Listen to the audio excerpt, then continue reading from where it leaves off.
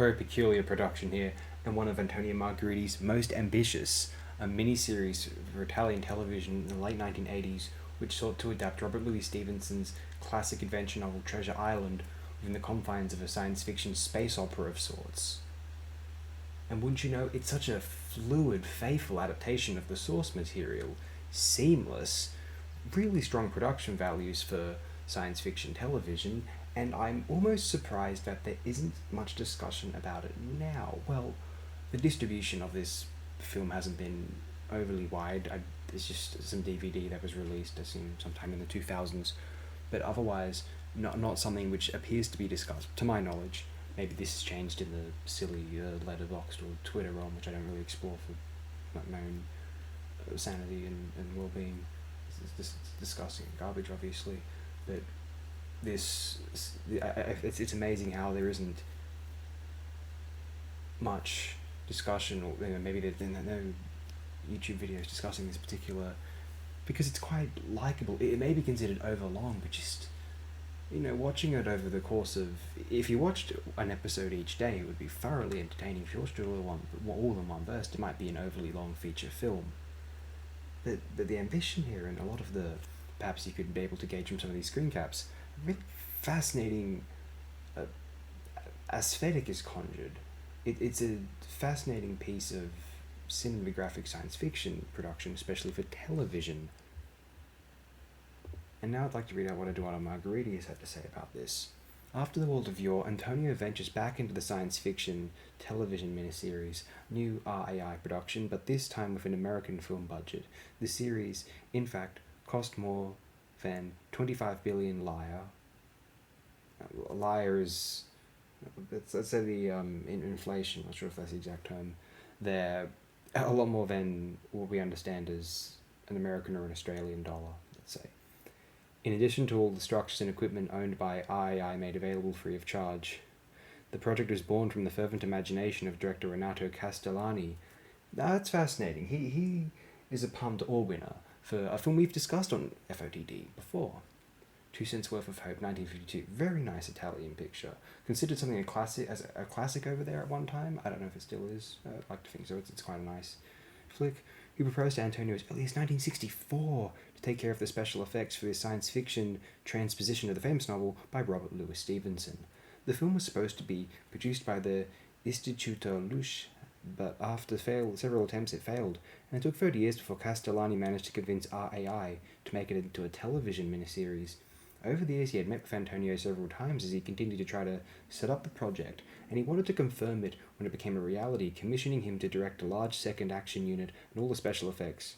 Unfortunately, Renato Castellani, already old and ill, died in December 1985, but RAI decided to go ahead with the project and entrust the direction to Antonio. I was entrusted with supervising the special effects and directing the second unit. Furthermore, I personally took care of the construction of some of the spaceships in the monorail trail that passed through Piazza Navona. The preparation was very long and meticulous. The means available were colossal. With the scenographic constructions of the spaceships and the spaceport, we completely occupied 2 factories and 5 or 6 sound stages. The former Deer Film, purchased by RAI, and the De Laurentiis on Via Pontina. The film set designer Francesco Bronzi, who had already worked with Antonio on Killerfish, L'Agguato sul Fondo, gave life to Renato Castellari's dream, respecting many of the sketches and ideas approved before the director's death. RAI allowed us to build the external structure of the life-size Hispaniola in one of the largest theatres in Europe at De Laurentiis. Now, this wouldn't be the first science fiction Treasure Island adaptation in fiction. I assume there may be equivalents in literature and comic books or in anime, although this was the first live action, and it would precede the rather famous, well, it was a box office bomb, but it was somewhat of a big, and everyone was aware of it, movie in my childhood, which just no one went to go see at the cinemas, called Treasure Planet, a Disney flick from 2000, which Noel Oakeshott is a very, very devoted follower of, actually. It's a fun little bit of trivia. I'd like to see that. Noel Oakeshott, if you're listening to this, Treasure Planet for in-review online. I know you'll take 2.5 years writing it and perfecting it, but when it's done, it'll be genius. We all know that. Do the world a favour.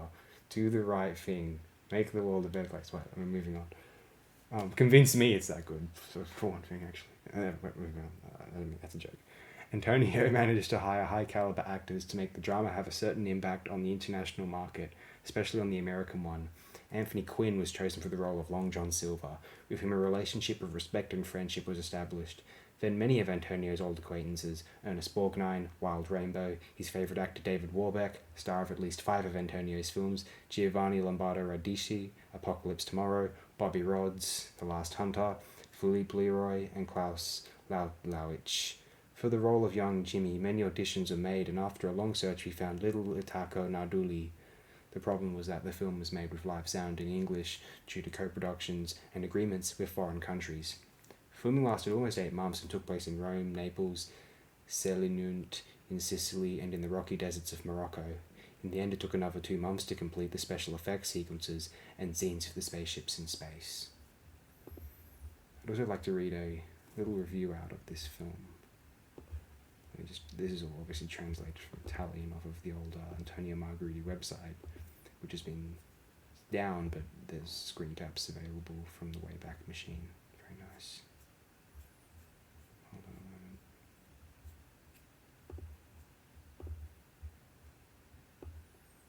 I apologise for this unprofessional garbage.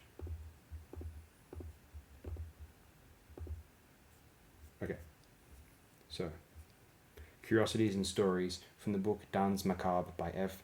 Giovannini. Now, this is a book about Antonio Margheriti, which I've not read it myself. I don't even know if it's translated into English properly, although I've read about it via reading Eduardo Margheriti's retellings of the film's productions, and some of his words, some of the book's passages about these films are on the Antonio Margheriti website as well. So anyway, the project was very ambitious. 27 years after Treasure Island by Anton Giulio Maggiano, Rye returned to Stevenson's novel with a large financial commitment.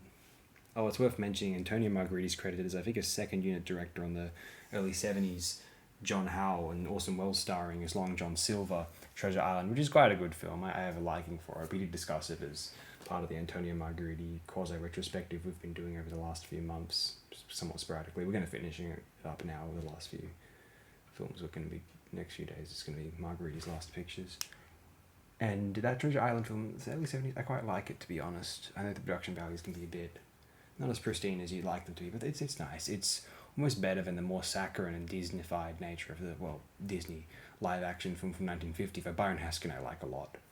Maybe I got to watch that Long John Silver film he did again in 54, because that's actually very, very good. Anyway, moving on.